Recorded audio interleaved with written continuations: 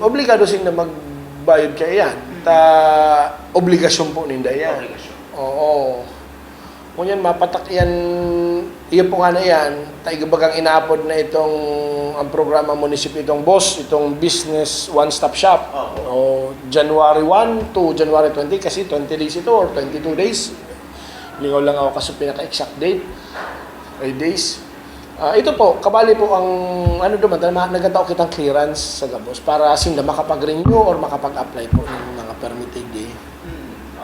Pero may manibisar dahil na po ba yan in pwesto? Iba po, may mga araw din po kayan. May mga dahil din nakakapag and may mga notice man po kami. Notice? Oo, kasi first notice, may second notice. Hanggang yan, nasa second notice po kami sa ibang mga day nagtataraw. And may sabi po kan sa tong tesorero, si Mr. Ramon Bumbita, pag nag-final notice, dumaan na po kami.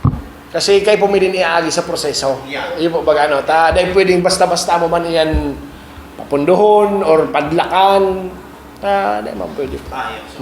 So dahil man tulos-tulos sa papahali ko? Dahil man po yan. Kasi may din, may proseso din. Paano sa mga permit-permit ng direct bayan?